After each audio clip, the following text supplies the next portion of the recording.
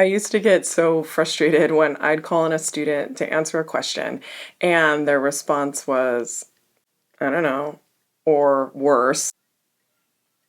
I don't know why that bothered me so much. I mean, if the kid doesn't know the answer, then what are they supposed to do? Say the wrong one and have the whole class just laugh at them? Yes. Well, not the laughing part, but in my class, they get to say the wrong answer. Hello, Time Crunch teachers. Marielle here, and today I'm going to tell you my favorite solution to helping kids get to the right answer by saying the wrong one. Let me explain. Say you ask the class, what is 5 times 8? And then you decide to randomly call in a kid because you like testing the limits of childhood anxiety. Well, if the kid isn't 100% confident that they have the right answer, then they're absolutely just going to either shrug or freeze in panic or say, I don't know. But in my class, I don't know is not allowed as a response. And that's because one of our classroom agreements is we celebrate failure because it allows us to succeed faster. Think of riding a bike. You have to mess up a bunch before you get it right. And you have to learn from those mistakes very quickly in order to ultimately be successful. But I would never ask my students to be that vulnerable to really celebrate failures without me having to do it first. So, as a practice that I begin on the first day of school, is the students get to point out my errors. Now, they can't be rude about it because another one of our agreements is that we express our emotions. We can be mad, but we can't be mean. But they absolutely get to point out my errors, write them on the board for everyone to see, and then I get a moment to correct my mistakes and explain to the class what I learned from them. And since I've taken the first 2 weeks of school to build a strong community of mutual respect, guess what? My students aren't mean about it. Celebrating mistakes isn't new to schools, as I've seen many teachers do an exceptional job of modeling the concept in their classrooms, but here's how I like to implement it during whole class discussions. So let's get back to the I don't know response. If a student responds that way, instead of just skipping them, I tell them this. Okay, tell me an answer you know for a fact is wrong. Immediately they start giggling or laughing, but then they actually start listing off wrong responses. So, for example, let's go back to that math problem of what is 5 times 8? They don't know the answer, so they tell me one they know is wrong, which is, let's say they say 0. Great, I say, why is 0 absolutely wrong?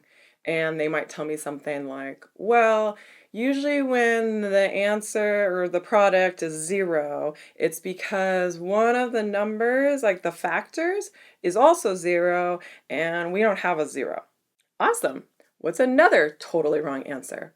And maybe they tell me, well, 100 because it's too big. I know 100 is wrong.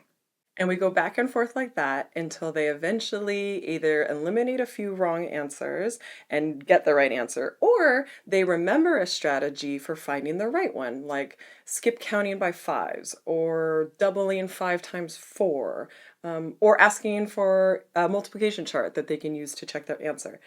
Anything like that is perfectly fine.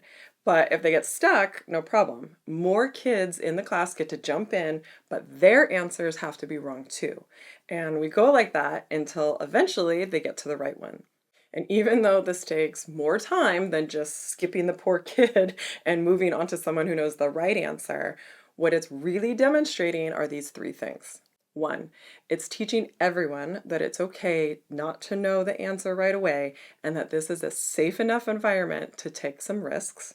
Two, it shows the student that I trust you enough to understand that you'll eventually get there, even if it means your path is not linear. And three, most importantly, it's showing me your thought process and along the way, all the things you do know. And that thought process is being modeled for 30 other kids who are directly benefiting from seeing metacognition strategies firsthand. And they're engaged. You should see how many kids start raising their hands when they get to say wrong answers. Just a sea of wrong answers. Everyone's hands are up. But each kid is modeling a thought process that allows us to get to the right one. And it doesn't just have to be for content areas. The other day, we had our first assembly of the year, and I asked the students what they thought my expectations were for their behavior. So I got obvious answers like, be good listeners and sit quietly, but then it sort of fell silent. So then I asked, okay, tell me the wrong answers. And all of their hands went up. So they said things like, don't pull the fire alarm, probably don't start a water fight with the principal. Definitely don't start jumping over the kindergartner sitting in the front, and so on. Were their answers silly? Of course. But guess what? They were all participating. And ultimately, we got to the right answers of how to behave in the cafeteria because they got to use their imagination for all of the wrong ones. By the way, there was this one kid who was just appalled by our responses through this entire exercise. So, good job, kid, for being our moral compass. I hope you found this tip helpful, and I really do encourage you to let students point out your errors. I think you'd be surprised how forgiving they can be towards you, and then through that, they start to give themselves permission to start taking risks on their own.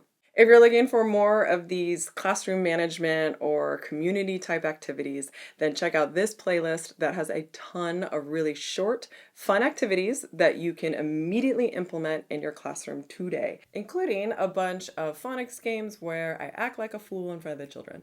What's new?